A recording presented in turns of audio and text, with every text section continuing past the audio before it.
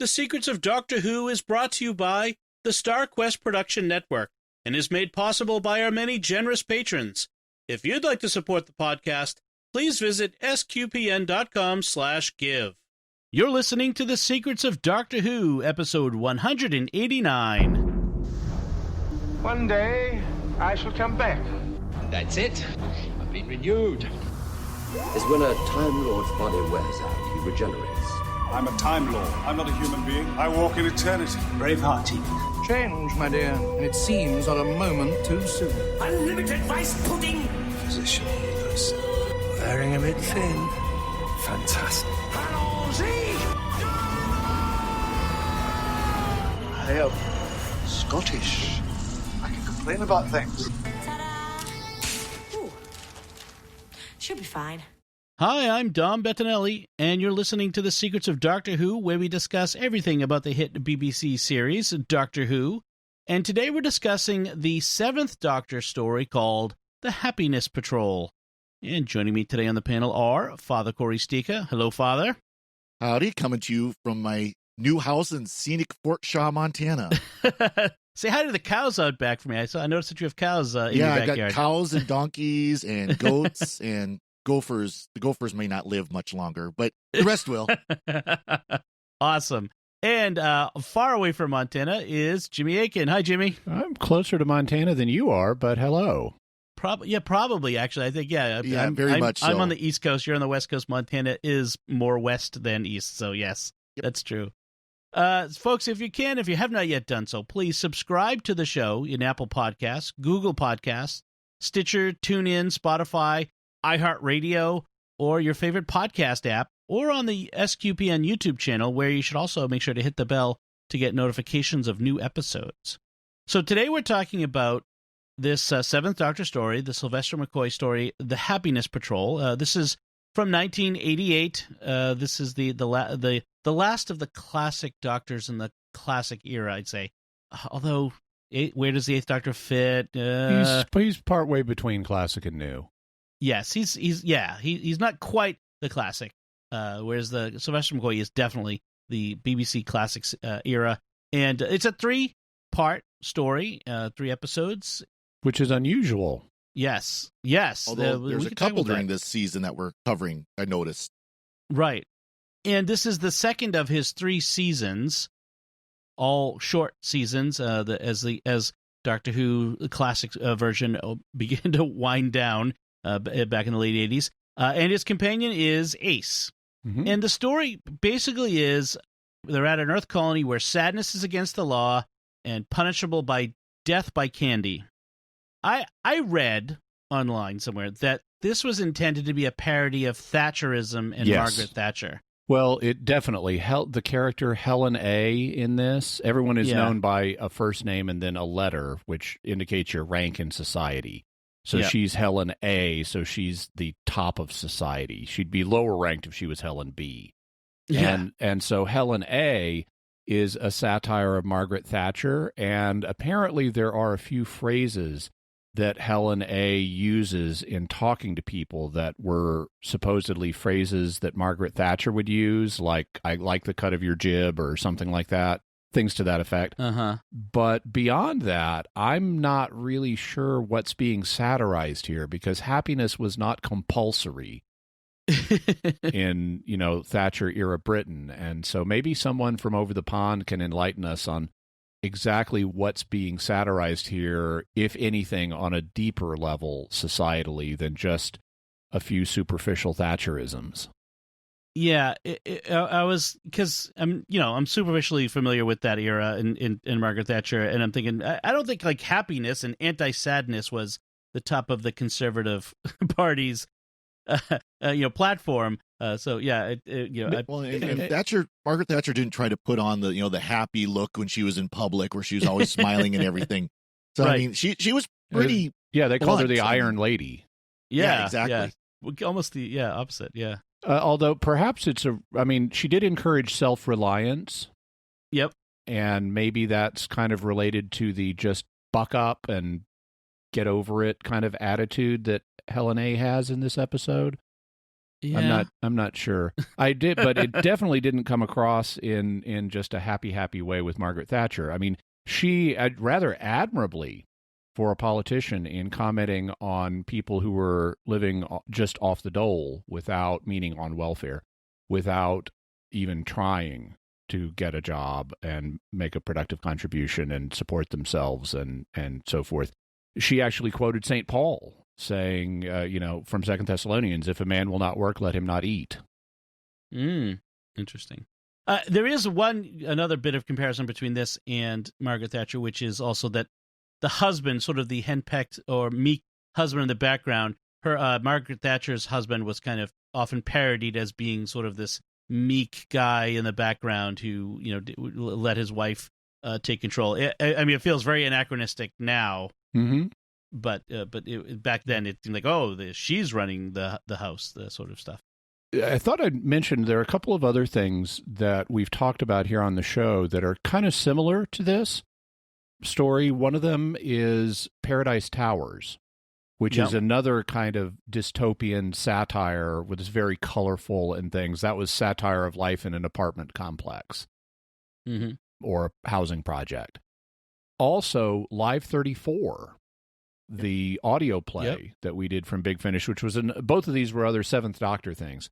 And in Live 34, you had a dark take on the Troubles and Thatcher-era Britain and things like that, where the Doctor and Ace and Hex, one of the audio companions, again, were in a kind of, and in all three of these, are kind of in a revolutionary position. They're going to bring down this dystopian situation and enable something better to emerge. Yeah, I was very much getting a Live 34 vibe from this one as well. Yeah, very similar. But with a more happy veneer rather than the darker veneer in Live 34. That's true. Also, one of the figures we'll meet in this is the Candyman, who's sort of Helen A's executioner. And the Candyman, they never come out and say it exactly, but they strongly, I mean, they leave all the pieces there for you to figure it out, including some visual things. But he's basically a robot made out of candy. Yeah. And specifically, he's made out of something that we don't really have commonly here in America called licorice all sorts.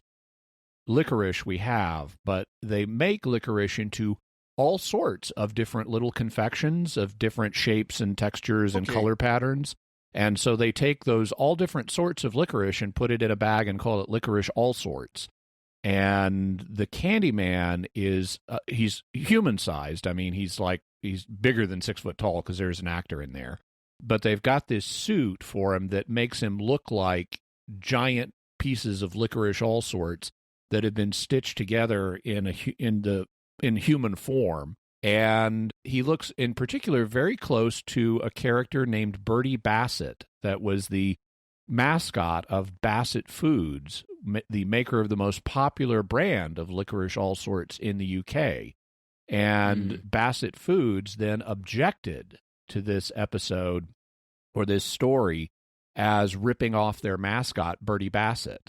And the BBC wrote back to them and said, actually not, but just to be nice, we won't ever have the Candyman again.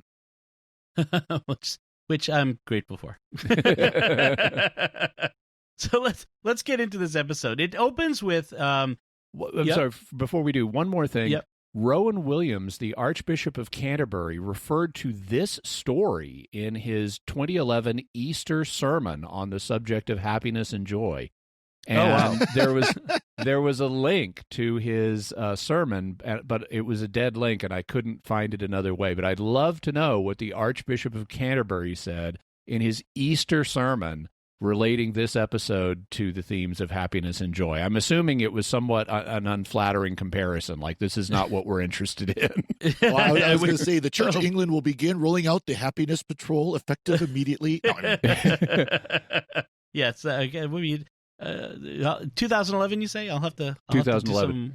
Do some of my digging. And one last preliminary note, just to give people an idea visually of what this looks like. You know how in Star Wars they have this kind of black and white. All the Imperial settings have this black and white theme. visually to them. Those are the two dominant colors. You know, you look at Darth Vader, he's black. You look at the stormtroopers, they're in this white armor. And the same thing, you look at the backgrounds, things tend to be black and white, indicating the kind of starkness. Well, this has a black and white theme too. In fact, originally they were going to film this in black and white, although they didn't.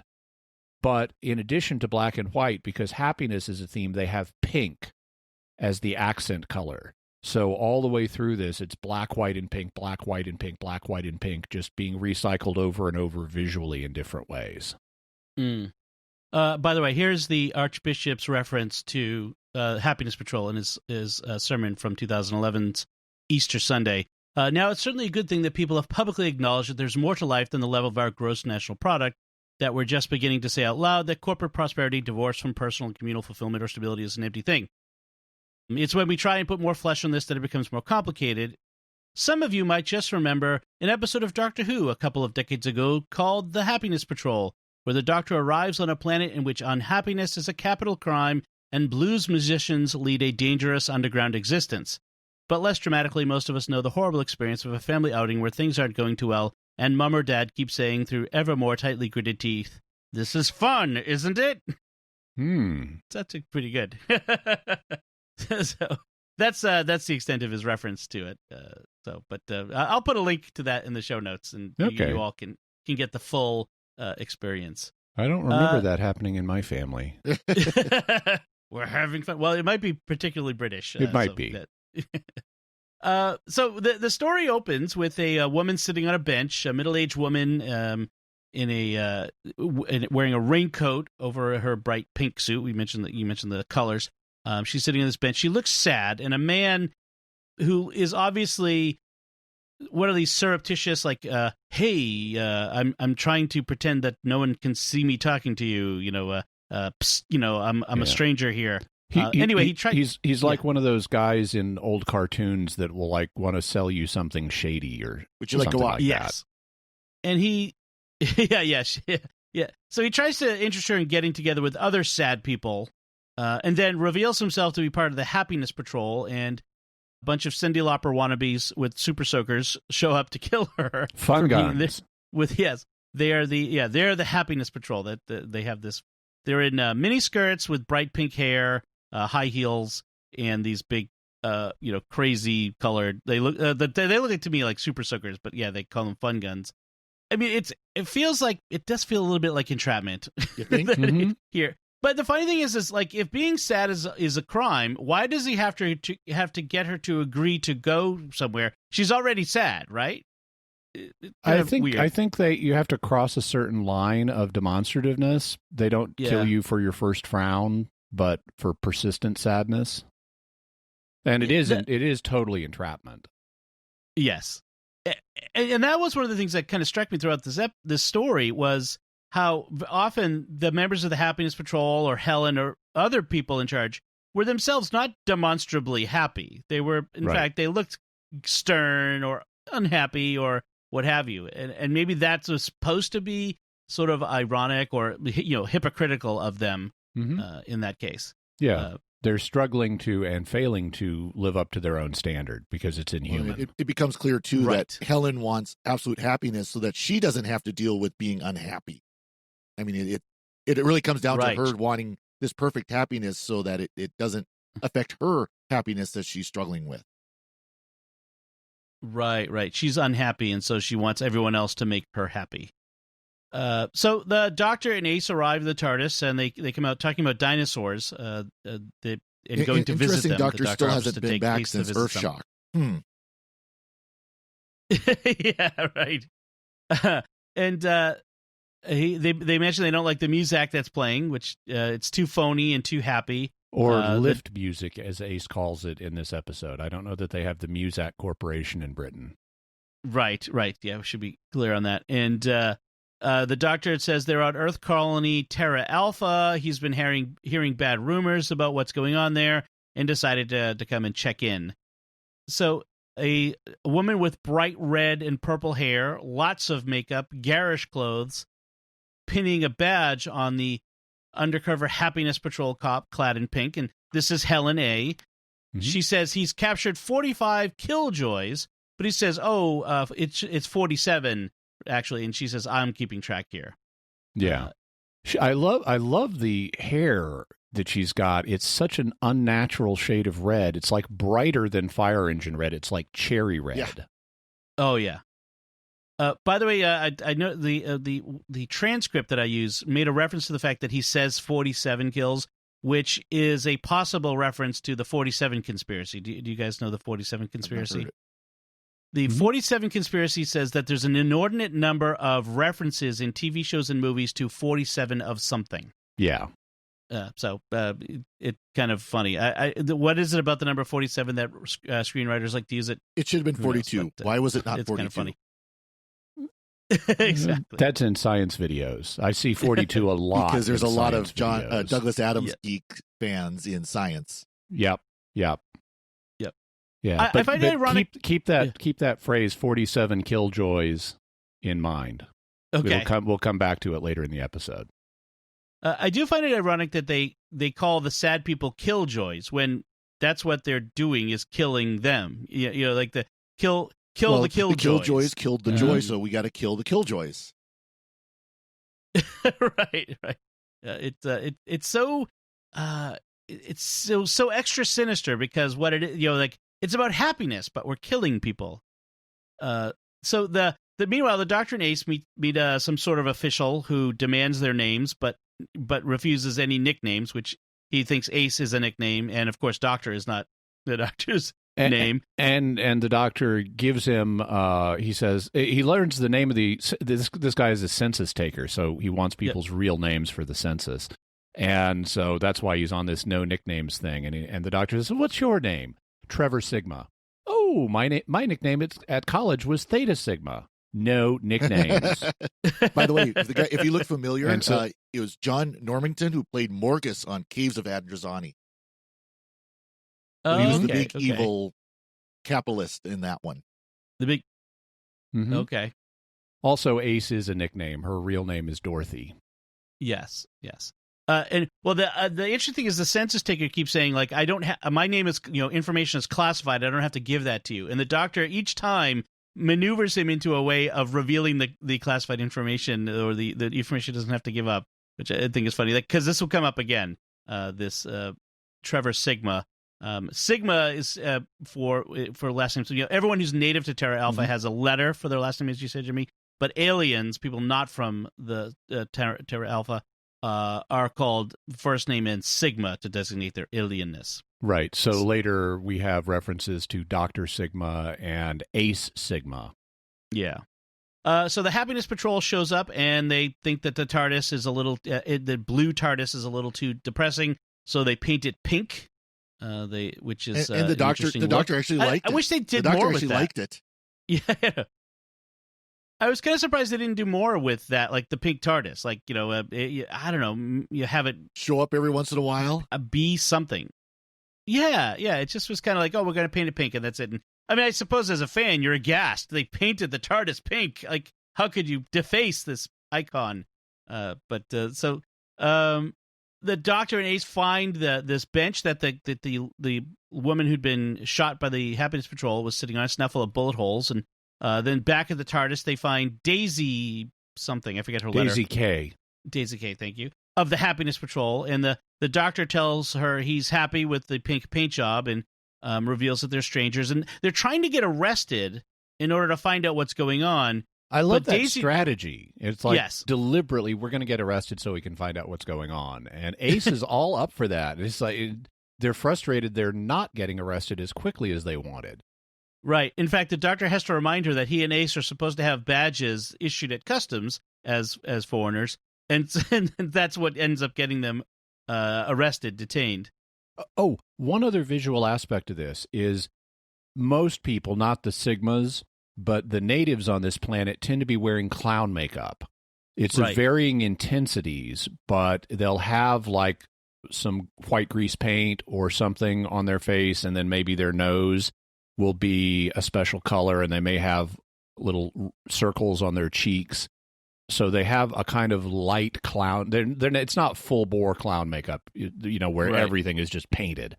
and it's all opaque. But it's a kind of light clown makeup. And that's another theme that we'll see in this era of Doctor Who, because there's another episode called The Greatest Show in the Galaxy that is very much clown-centric. And Ace hates clowns, so she's already having the shivers about that. So Helen A. enters her office to find her husband there watching a video of Killjoy routine disappearance 499,987. So only 13 more to go until 500,000. That's an accomplishment. We'll have disappeared 500,000 Killjoys. The Doctor and Ace are brought to a square called the waiting zone, where they find a man playing a slot machine, and the prize is a dad joke told by Helen A., apparently. And he says that he's there because he's a Killjoy. He used to be Helen A.'s gag writer until his brother disappeared, and he started digging into his disappearance, and that got him labeled a Killjoy. So for the quality of the jokes that he told, that probably... Just penalty. Yes. Also, there's a neat bit here that actually resonates with the classic novel 1984 by George Orwell. In 1984, one of the things that Winston Smith mentions at the very beginning of the novel is all of the laws have been abolished. Because now we have this perfect society, we don't need laws anymore. But the reality is, that's the fiction. The reality is it's a totalitarian society where there are laws, they're just inconsistently and draconianly enforced. And that's what we have here in the Happiness Patrol, because we're told the waiting area is not a prison. We don't have prisons. But if you step over that line, you're a dead man. Right. And all punishments are capital punishments. So they if you commit a crime, you're going to die. So there are no prisons, because prisons are unhappy places. We just kill you. Yeah. Or you are disappeared to be experimented upon, which is what's going on for these folks. Is they're waiting to be experimented on. They're told it's illegal to wear dark clothes, to listen to slow music, and read poetry, except for limericks, as well as walking in the rain. Which inspired me to write a limerick, which I'll share with you now. There once was a doctor on Alpha who couldn't muster up any laughter. The sentence was no fine, so Ace threw some Nitro 9, and their adventure followed soon after. Oh, bravo. Bravo. There you go. Yay. Don't let my wife I'm hear me entirely happy with that. I'm glad you're happy. My wife writes poetry. Don't let her know that I did Okay. So yes, apparently all poetry is illegal except for limericks. You are allowed to walk in the rain, but you have to have an umbrella. Then you should be safe. Yes, no sad walking. Then you could do the singing in the rain number. Right. So the fellow that they've met here, the gag writer, his name's Harold V. He's been demoted to V. He tells them that the Candyman does experiments on arrested people involving sweets. And there are 3 ways of disappearing on Terra Alpha, apparently. So there's the late show at the Forum, which is we'll get a glancing introduction to later. We don't actually see it. There's a visit to the Candy Kitchen. Sounds like a really bad, third-rate children's amusement park, in vacation areas. That's not the sequel to Candyland? I was thinking children's show. Not the sequel to Candyland? Yeah, right. And then there's a third one, which isn't mentioned at this point, so we don't know what that is. And it's just the standard disappearance, like what happened to the Lady Killjoy at the beginning of the episode. Oh, okay, yes, just being shot on sight. Yeah. So, and as you mentioned, Jimmy, the Candyman is a literal man made of candy, like a horrific vision out of Willy Wonka. Yeah, including his kitchen. And to foster that for myself, I actually sent off for a bag of licorice all sorts. So they arrived yesterday. They're apparently awesome. So for people who may not be aware, they're soft. So don't think hard candy, but they are very brightly colored with different patterns, and they're licorice. Yeah. I think I've seen them here in the States, but yeah, you got to go more to specialty stores or order from Amazon or something like that. You can't just go to your local grocery store and pick them up usually. Yeah, that's what I did was Amazon. There's a lot of candy in Doctor Who, jelly babies and the licorice, all sorts. And it's very interesting. I mean, I guess because for a long time it was considered a kid's show. So, I think, that candy in Britain is very common. People talk about the United States eating a lot of sugar. Well, I think Britain, at least at one point, it was the same kind of thing. Lots of different kinds of candies. Oh, Jammy Dodgers is another one that comes up. Oh, yeah. Yep. Yeah, people will. There's debates over that, whether Britain has the better sweets, and I'd be willing to do some research on that. Yeah, anybody who wants to send us samples from Britain, we'll gladly take them for science, of course. For science. It is interesting, and this may be just because candy varies from one country to another, but all of the candy that comes up on Doctor Who tends to be British candy. Yes. It's not like familiar candy that would be familiar to people outside of Britain. I'm not sure if that's deliberate or not. Right. I mean, maybe just they aim primarily at their home audience of and again, these are candies that are familiar in Britain. Jelly babies are still well known in Britain. Jammy Dodgers are well known. These licorice, all sorts, are familiar in Britain. So, I mean, of course, I mean, at least it's not product placements like you'd have here, where the Doctor would be unwrapping a Nestle bar or a Hershey bar as he's drinking a Coca-Cola or something like that, using Coca-Cola to freeze them or something. It's fun as a Doctor Who fan that you can, an American Doctor Who fan, that when you say things like Jelly Babies or Jammy Dodgers or that sort of thing, other fans recognize you, like, oh, you're a Doctor Who fan because Jelly Babies. That makes us stand out here. So Helen A has a pet snarling feral poodle that she feeds. We see her start with feeding it in a big bird cage. Particularly attached to that.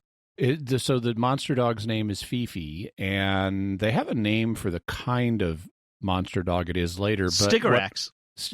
Exactly, which sounds like Sycorax. But it's not. But it does have, it's got fur on it, so it's kind of like a nightmare poodle. But it also has like 3 horns in a ridge on its forehead. And it's like, this, you should immediately take it and breed this thing with the pink horn dog from Star Trek's The Enemy Within. I was thinking because then this dog would be pink, and it would even better fit your Happiness Patrol theme. Yes, I was thinking this was like an homage to that dog in that episode or something, because it was close. They look very similar. So the Doctor and Ace escape from the waiting zone by disarming a booby trap on a go-kart, and escape at slow speed, by the way. Yeah, very slow. By the way, one thing I really like, there's a neat bit where they're in the waiting zone, and the slot machine that the gag writer has been playing executes him. So he's like electrocuted to death. Yes. I have to say to death because you can be electrocuted without dying. Right. But he's electrocuted to death, and this puts Ace into a frenzy along with the way they're being treated by the guards. And Ace is like ready to fight, and the Doctor is settling her down and is saying to her privately, "Save it, you're no good to me like this." Right. And it's an illustration of how, even though the Doctor is doing one thing publicly to the happiness people, he's still, this is all part of a calculating plan on his part, and it's like, Ace, stop it, you're no good to me like this. And how he's using himself and Ace tactically to bring down this government, which is what his plan is from the very beginning. Well, and this is why the 7th Doctor is so commonly compared to the 2nd Doctor, because both of them were really good at this, of doing the, I'm going to act like a total dunce and watch what's going on this hand, and by the way, on the other side, I'm, plotting your downfall. Right. Yeah. We should mention also, when Harold V dies, his brother, who had been disappeared, is executed by drowning in strawberry fondant by the Candyman, and in another place. We see with the Happiness Patrol, and Helen A's husband Joseph is there carrying out the execution, and there's a tube that comes down over him that fills with this strawberry fondant, which I don't think it's. I thought fondant was more of like like something thick layer that you put over like a wedding cake. Well, that's what I was thinking, though. I would think, though, if it's liquid, it would be hot. Because I thought it cools is when it gets to that that spread, that layer. Yes, well, we get into the weeds on obviously we're not chefs by any stretch of the imagination. So that's right. I was a Chinese chef, but we didn't use fondant. Okay. So there's a story there, but that would be a tangent that I don't think we can recover from. But to be relevant to this, I really like how the Doctor and Ace are supremely confident that they're going to bring down the government. And by the way, I remember, I can't remember exactly where, but in one of the histories of Doctor Who that I've read, Andrew Cartmel was like the script editor for this era. And when he was being hired, he was asked, like, what are your goals if you're a script editor? And one of his goals was bring down the government, meaning cause the Thatcher government to fall and be replaced in a new election. Bring down the government means something much more dramatic here in America. But it means bring down the administration. And so he wanted to bring down the Thatcher administration. And I don't know that this episode really did that, but nice try. I mean, I find this entertaining. And I like how supremely confident and mischievous Ace and the Doctor are. It's like they're totally going to bring down this government, but they're doing it in a way that they're not struttingly arrogant in public. Like you imagine David Tennant's Doctor being set on bringing down a government, or Matt Smith's Doctor being set on bringing down a government. They would be ranting and strutting and all kinds of stuff about it. And the Doctor and Ace aren't. It's like, oh, yes, hello, how are you doing? And then privately, we're going to bring down their government tonight. The Doctor even says it's going to be tonight. It's like they're not even going to stick around for more than 12 hours. They're just going to do it tonight. Yeah.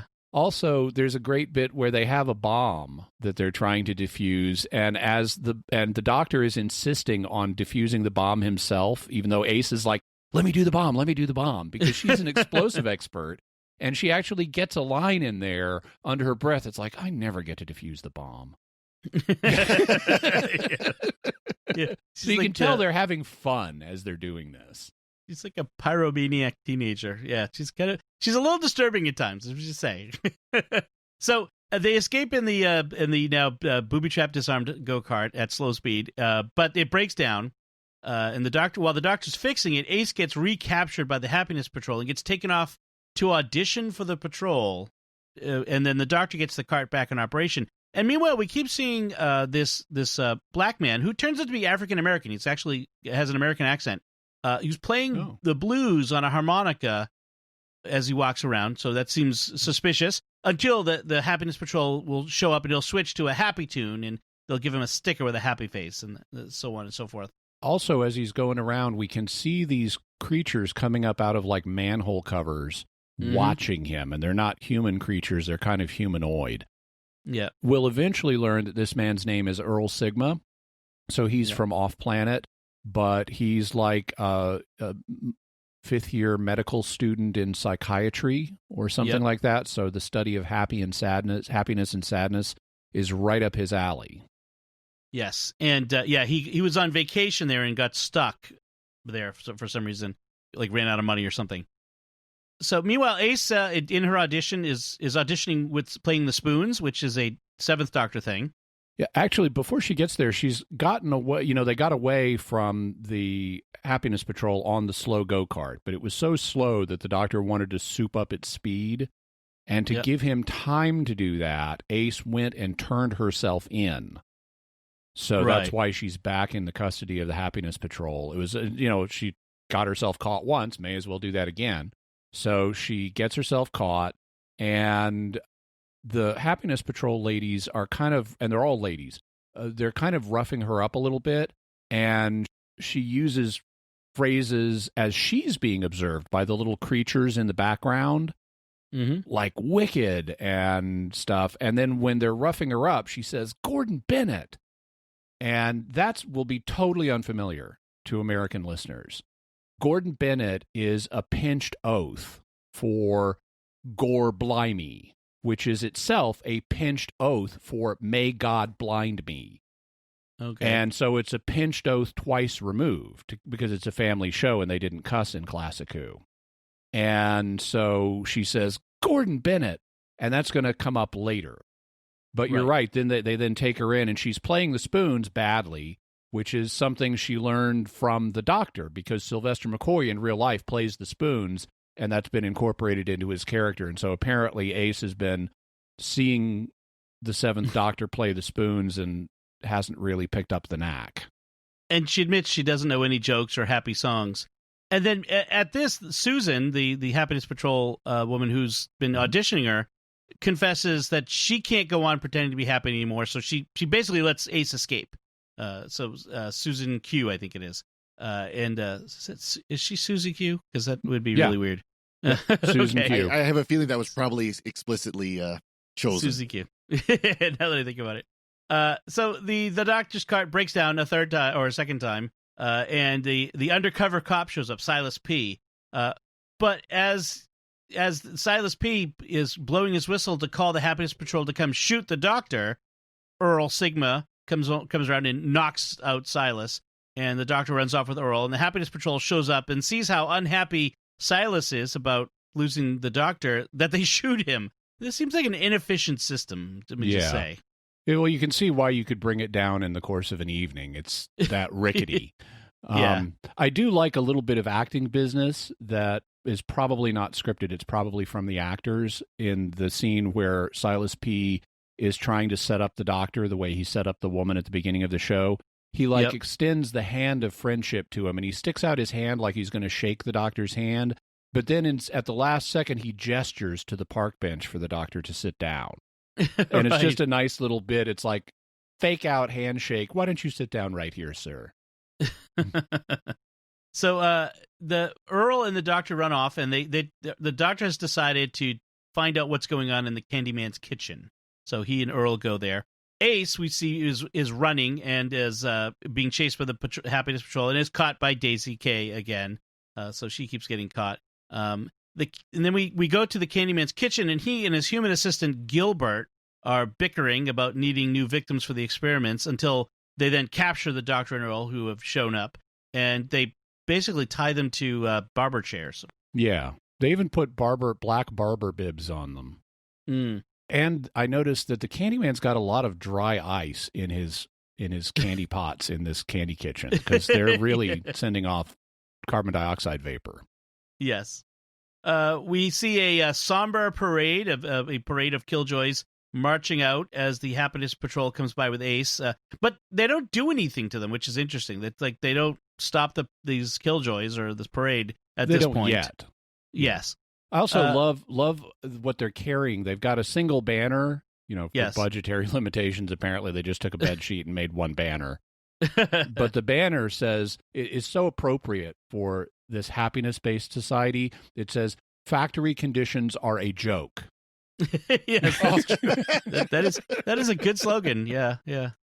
Meanwhile, the one of the little aliens comes out of his manhole. The one of the little troll-like figures. The Candyman is making.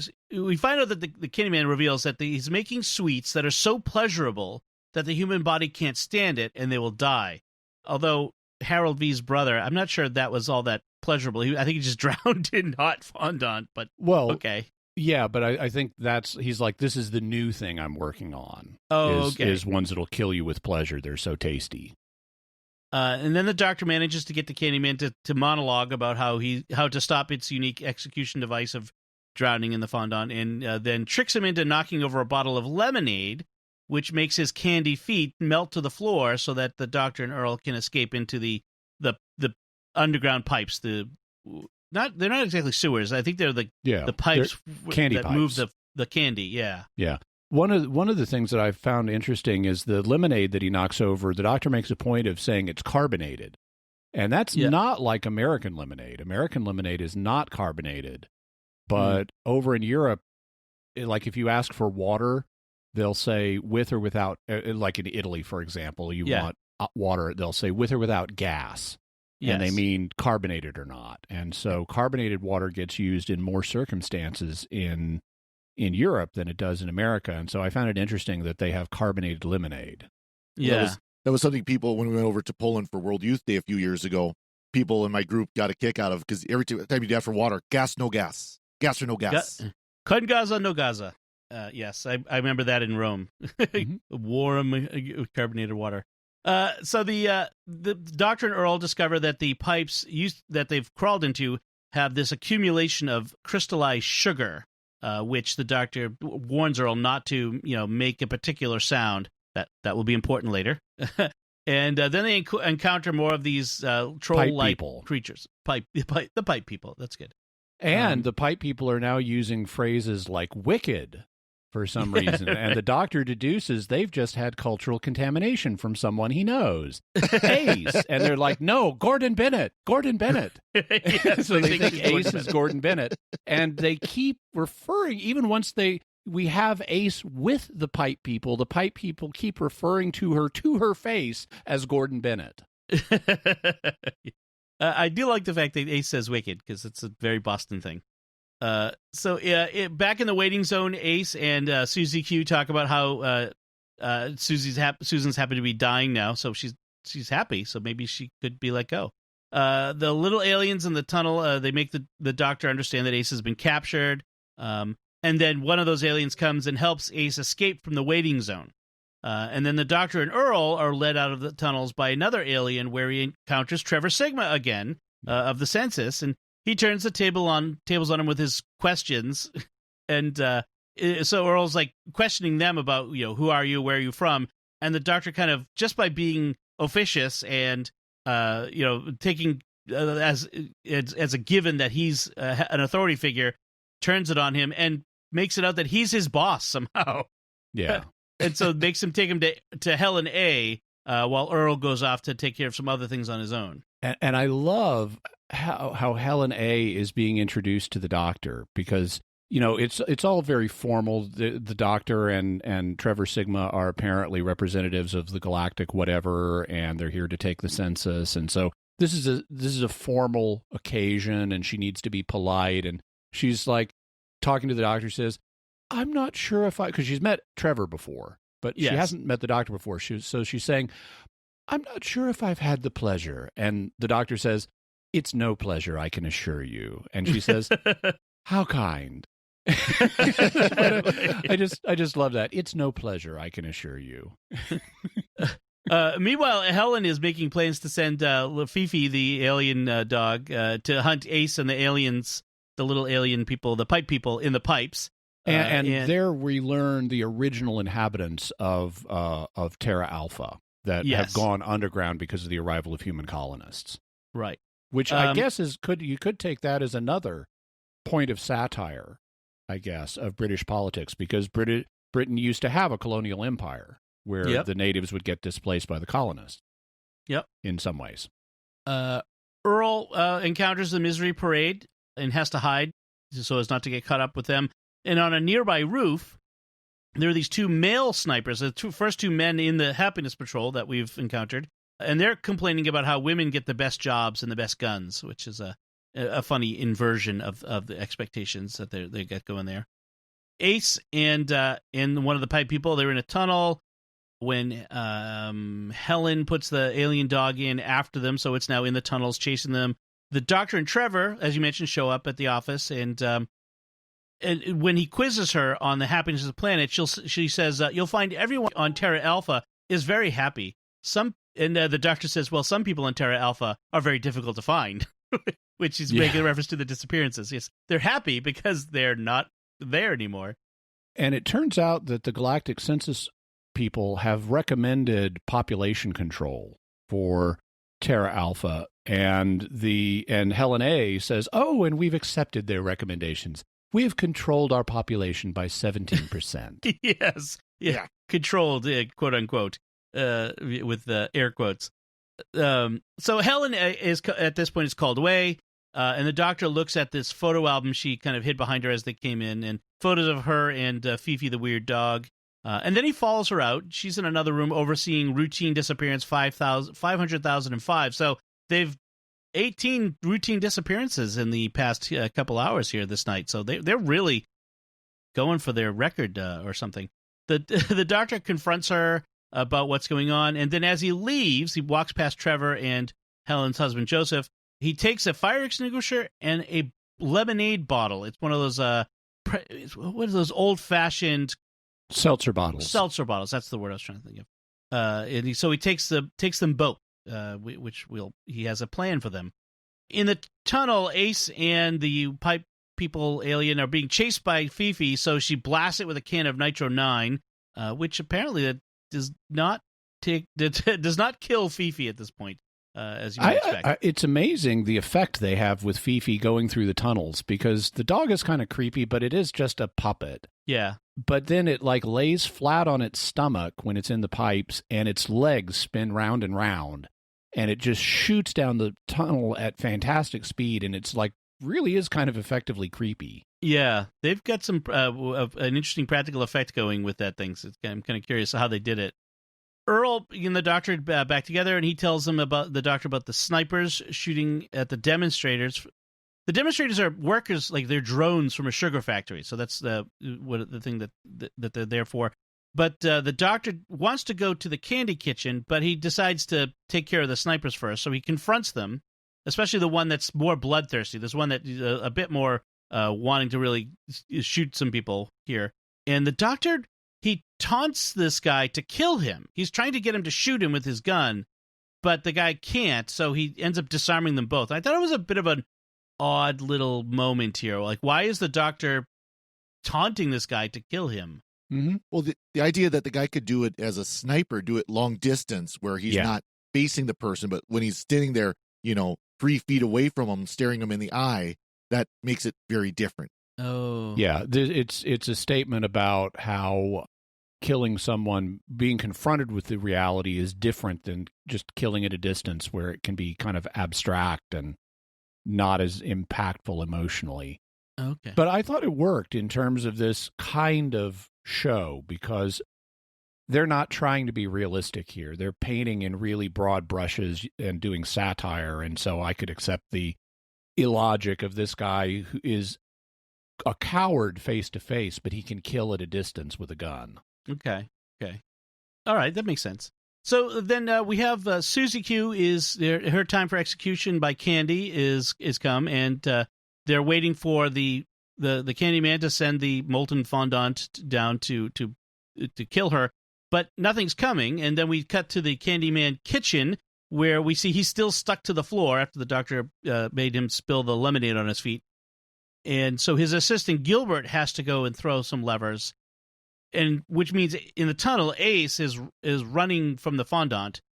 But then the doctor shows up and frees the Candyman in exchange for his promise to divert the fondant away so that nobody's going to get hurt, in which he does, which he agrees to. So Ace and the pipe person alien show up in the execution chamber, and she grabs Susie Q as a trickle of the fondant comes out.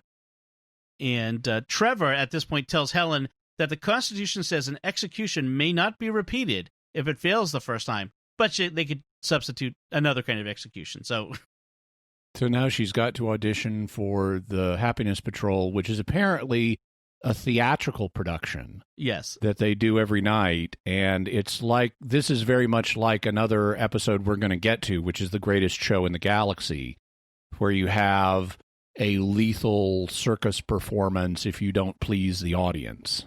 Right.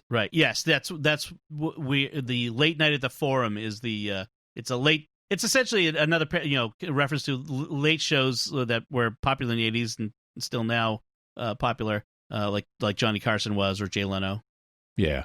And the doctor, when he goes to confirm at the box office, he bangs on the window to get the guy from the box office to talk to him and wants to confirm that Ace is going to be in the show tonight, even though her poster is right there saying Ace Sigma. Yeah. He still wants further confirmation, I guess, that she's going to be in the show.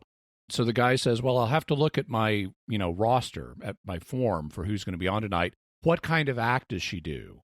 And the doctor doesn't have any idea. And says, well, comedy, songs, magic, what, blah, blah, blah. The doctor says, she makes things disappear. Magic. Yes. It's not quite magical disappearance. More like obliterated. So, I forgot to mention that when the Candyman agrees to divert the fondant, he then turns on the doctor. I did what you asked, but now I'm going to attack you. Curse your sudden yet inevitable betrayal. So the doctor's, this is where the seltzer bottle of lemonade comes in handy. He used the fire extinguisher before to free the Candyman's feet, but now he sprays the lemonade from the seltzer bottle to freeze his feet to the ground again. Was it a fire extinguisher, or was it just a plain seltzer bottle? Plain water seltzer bottle. It was I think it was both. It was on the wall like a fire extinguisher, but the implication was it's seltzer water. So I think it's a seltzer water fire extinguisher. Well, yeah, I guess when you're a clownish society, having seltzer water in a bottle to spray at people is, Well, necessary. And I think that was the original kind of fire extinguisher too, before they had modern chemical fire extinguishers. They're just water. Yeah. Yeah. So Helen and the now bandaged Fifi are watching a video of the drone demonstration. The doctor has sent Earl, by the way, to bring the demonstrators to the Forum Square, but it's for part of his plan. But Helen orders a large-scale disappearance. She's now got her plans for taking out all of these killjoys at once. She plots revenge on Ace and Susan in the Forum, while Fifi will take revenge on the vermin in the pipes, as she says. The doctor is back talking to Trevor from the Census Bureau again and finds out that he's compiled a complete list of Helen's kills over the past 6 months, and it's a very long one. Yeah, well, it would be if it's 500,000 people, which, by the way, if that's 17% of the population, allows us to infer that there are about 3 million people living on Terra Alpha, were 3 million people living on Terra Alpha, which they must have severe resource limitations if that's overpopulation. Well, they mentioned that the original inhabitants, the doctor said that they were malnourished, so there must be real limitation on what they can produce on this planet. Lots of beet sugar, though. That's apparently she got thousands of beet sugar factories. In the Forum Square, the doctor finds a live microphone, so he starts singing the song As Time Goes By in a French accent for some reason. And then Earl comes up and finishes on the harmonica. Oh, and that's something we should mention, because it struck me while I was watching this, why is Earl playing these blues songs so much when it's going to be dangerous for him to just be out in public playing the blues? But there's a line that sets that up earlier, where when Earl and the doctor separate, he says, and the doctor says, "I'll meet up with you later," and he says, "How will you find me?" And the doctor says, "The brandy of the damned," meaning blues music. You know, for if you're a damned person or a depressed person, blues is kind of like your brandy, and so that's why he keeps playing the blues out in public as a signal for the doctor to find him. Well, that line, "Brandy of the Damned," comes from George Bernard Shaw. He wrote, "Hell is full of amateur musicians. Music is the brandy of the damned." So it's not specifically blues. Okay. Music as a whole. So in other words, keep playing your music and I'll find you. Right. Yeah. Right. Although in this case, it would still need to be blues to stand out from the music. Right. Exactly. So the Happiness Patrol, with Ace, show up in the square, and the doctor is laughing maniacally and is joined by the drone demonstration, who also join him in laughing. And he points out that they're all happy and can't be shot by the patrol, despite Helen's orders, because that would make the patrol into killjoys, which then another Happiness Patrol shows up and starts aiming at the first group because they're being killjoys, which seems to be a giant flaw in their system. So because now that the doctor, by faking happiness, has made a group of the Happiness Patrol unhappy, the unhappy Happiness Patrol is now in danger from another faction of the Happiness Patrol, and thus we have rebellion in the ranks, in essence. So the Doctor and Ace escape from this mess that he's created, and they and the others, and they go into the tunnels. They find the pipe people being chased by Fifi, which at this point the Doctor identifies as a Stigorax. And then they stop and eat that crystallized sugar. Remember that crystallized sugar that he and Earl found earlier, which is susceptible to collapsing at a certain note, which turns out to be a C, which causes it to collapse on Fifi, thus crushing the little alien dog. That's apparently this tiny little thing which can...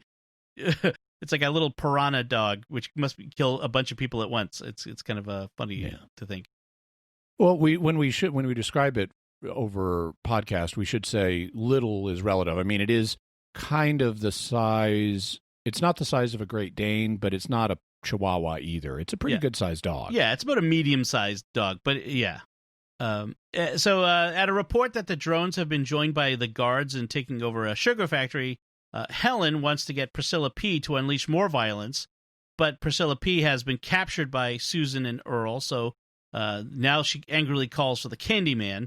But this is when the Doctor and Ace show up in the Candyman's kitchen, and they basically use the fire of one of his ovens to drive him into the tunnels. And this is where the little aliens, the pipe people, show up in the kitchen and start sending fondant through the tunnels after the Candyman. which will melt him. Which melts him, yes. And then the remains of the Candyman, the mechanical bits, flow out of the chute in the execution chamber where Gilbert and Joseph, Gilbert, the Candyman's assistant, and Joseph, Helen's husband, calmly comment on it. It's kind of funny how very reserved they are in their commentary on this turn of events. Well, one thing I don't think we mentioned too in the Candyman is, we saw that he was mechanical because he had parts cut out of him. He looked like the candy, but he had parts cut out with wires, so you could see that he was a robot. He wasn't like a person or animated candy or something like that. So I mean, from the beginning, they made it clear he was a robot. But then, of course, what comes out is just the robot bits with all the candy melted away. Yes. Yeah. And Gilbert M. makes it clear that he was the one who made the Candyman. Right. He had apparently come to this planet after being on another planet where he had made the first version of the Candyman, but he left because of a virus that got released there. And that he had made in a lab, if I recall correctly. Yes. Maybe familiar. In Wuhan. I don't know. I was going to say, was this other planet called Wuhan? Yeah. Yeah. Well, if we have any Candyman show up here in America, we should worry about that. Yeah. So Helen has seen the writing on the wall, and she's now packing a suitcase. And here's the announcements of even more factories falling to the rebels. And then checks on the status of her escape shuttle, by the way. So the escape shuttle is important in a moment. But we find out that Gilbert has launched himself in her escape shuttle. So she's been left behind and finds out that he's with Joseph, her husband, who says ta-ta to his wife. Sorry to leave you behind, but I'm divorcing you or something. The doctor and the others then break into the palace and subdue first Daisy, but they find that Helen is gone, so They chase her out and they track her down, sneaking through the streets. He tells her that she's running away from herself and can never escape. This is where we kind of get this. By he, we mean the doctor. The doctor is having a confrontation now with Helen A., where he's presenting his alternative philosophy to her, which is that happiness and sadness are like two sides of the same coin. You can't have one properly without allowing the other. Right. And he kind of confronts her with this idea that you mentioned earlier that your mandate for happiness was a way of covering up your own sadness, and exactly you can't run away from that. And she complains that people didn't appreciate the gift she was giving them, and she says love is overrated. And then she sees her dead dog Fifi and starts crying. So we have the irony of the woman who mandated happiness being sad, and thus achieving a kind of redemption. Yeah. I mean that she is capable of mourning, which is something that she apparently denied everyone else. Mm-hmm. So back in the square, the Happiness Patrol have discarded their bright pink wigs. They actually have real hair under there. They're painting over everything, including painting the TARDIS blue again. Earl says he's going to stay to teach the colony how to play the blues, and that's where we end. And the doctor makes a comment that without there are no other colors without the blues, as the TARDIS is being painted blue again. So that seemed to me a kind of meta comment on the show, given the centrality of the TARDIS to the show. This is true, and that's where the doctor says happiness will prevail as they to Ace as they leave. Then that's what wraps it up. Father Cory, any final notes on this? Nothing here. How about you, Jimmy? I thought this really worked. I enjoyed it. It is not realistic at all, but taking it for what it is, which is a kind of satire tone poem, a kind of mood tone poem that's satirical, I thought it really worked. I enjoyed it. One thing that also, I can never think of the Happiness Patrol without thinking of a particular song. As we've mentioned before here on Secrets of Doctor Who, there's a YouTube channel called Sycorax Rock that has a series going. The guy who does it is a very talented musician, and he has a series called 13 Songs for 13 Doctors that he's working on, where he'll take a popular song from the era when a doctor was on television and rewrite it to fit that doctor, and then he makes a video out of clips from the show to go along with it, and they're incredibly well done. I mean, they're clever. The videos add a lot, and the musical production values are really high. I don't know how he does it as just one guy, but I'm really impressed with his 13 Songs for 13 Doctors series. And whenever I think of the Happiness Patrol, I think of a particular segment in his song Wild Wild Vest, which is the song for the 7th Doctor, where he's got a passage in the song that's all about the Happiness Patrol. 47 killjoys marching to the drum, the Candyman, Helen's got a fun gun. It's just great. And so I think we're going to hear a little bit of that right now. Deep tech, 47 killjoys marching to the drum. It's a Candyman, Helen's got a fun gun. She's so mean, but we don't care. They hide their tears with the wild, wild hair. Dance in the streets if you're depressed. This is Candyland, but 7's playing 4D chess. It's 4D chess. And I love that. And also, I love the way he themes in different games throughout the song. In this case, since we've got the Candyman, this is Candyland, the popular children's game. Right. But 7's playing 4D chess. And it's very clever. And so check that out. We'll have a link to that song and to the Sick Racks Rock channel in the show notes. It definitely subscribe. It's well worth it, and I look forward to seeing more of the 13 Songs for 13 Doctors coming out. He's over the halfway mark now. Awesome. That was really good. All right. That was cool. That's a good way to wrap things up. We'd like to take a moment to thank our patrons who make it possible for us to create the Secrets of Doctor Who, including Deacon Al, Judson G, Michael D, Blake L, and John and Greta C. Their generous donations at sqpn.com/give make it possible for us to continue the Secrets of Doctor Who and all the shows at StarQuest. You can join them by visiting sqpn.com/give. We'd also like to thank Victor Lambs, who edits the show for us every week. And that's it from us. So what did you think of the Happiness Patrol? You can let us know by commenting on the show at sqpn.com or the Secrets of Doctor Who Facebook page, or send an email to drwho@sqpn.com. And we'll be back next time when we'll be discussing the 11th Doctor story, Amy's Choice. Until then, and it's a good one. Until then, Father Cory Sticha, thank you for joining me and sharing the Secrets of Doctor Who. Well, thank you, Dom. Jimmy Aiken, thank you as well.